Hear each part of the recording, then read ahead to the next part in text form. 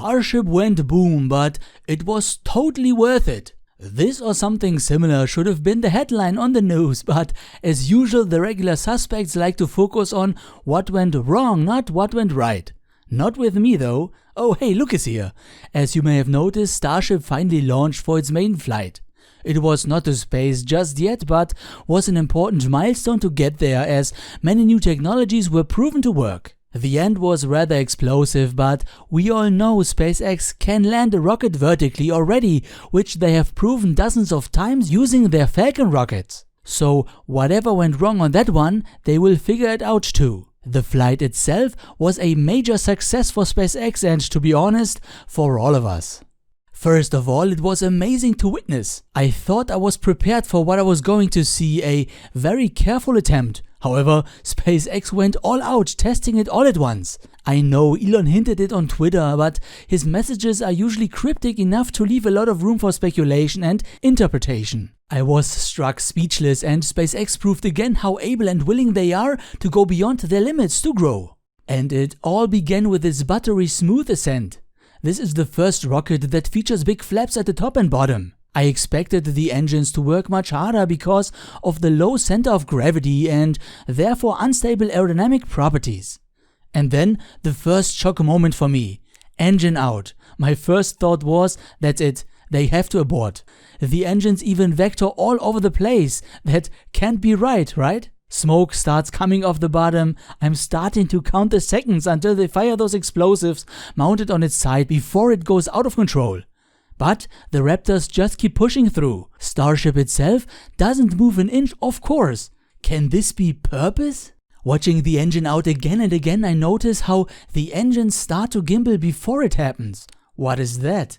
An engine has massive turbopumps that spin at thousands of revolutions per minute to feed the engines with propellant using a centrifuge. Raptor has two of these, one for the methane fuel and one for the liquid oxygen. My speculation is that these don't cancel each other out in terms of momentum. Both liquids have different properties and so probably the pumps. So when a turbopump that spins at such high speeds comes to a full stop, it would normally make the rocket spin in the opposite direction, as we all learn in physics. To avoid that, they could proactively induce the right amount of counterspin just as it happens. I think that's what we see here, but this is of course only my speculation. The amount of vapor coming off the ship is still worrying, but I can't explain what that is other than maybe some artificial smoke for the dramatic effect like jet airplanes use on shows. What else could shoot out the bottom skirt like that?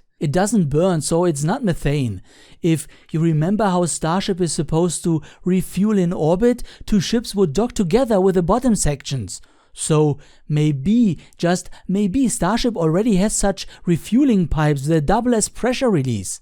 So this could just be some oxygen that is being dumped off the main tanks, as the oxygen tank is right above the engines and would heat up more than methane.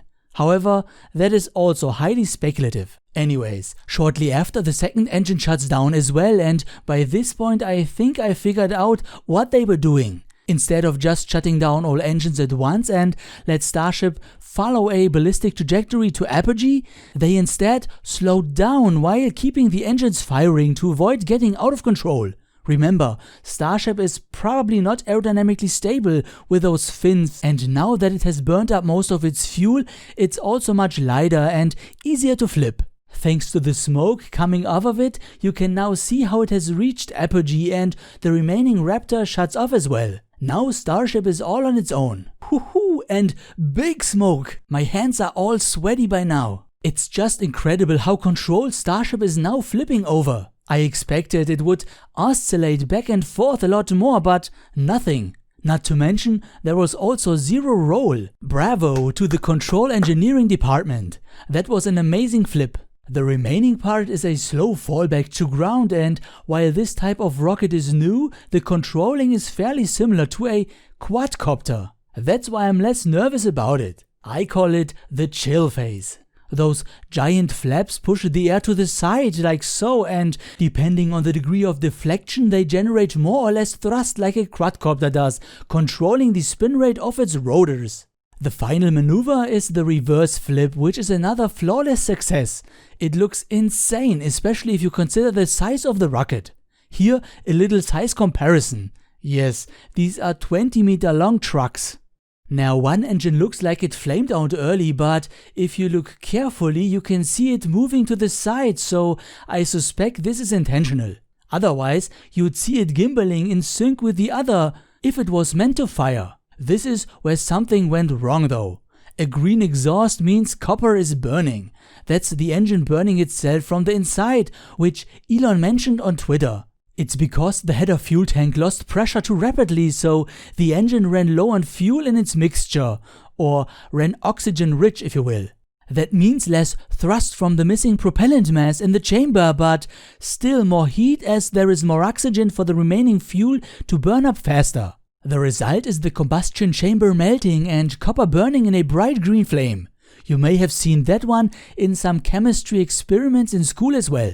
The loss of thrust meant Starship had no chance to slow itself down, so the impact was inevitable, but it was still on point. It actually hit the landing pad, which was another big W. Congratulations to SpaceX, this was an incredibly exciting moment for me and I hope for you too. And I'm looking forward to many of these. Lastly, if you are new to my channel, I try to cover all rocket launches to space on a weekly basis, so if you're interested into this, feel free to subscribe. Okay, that's it for this episode and I hope to see you in the next one if you like. As always, a big thank you and shout out to my patrons and YouTube members. I'm just a small niche channel with barely any ad revenue, so every bit of help means a lot to me. Auf Wiedersehen and thank you for watching.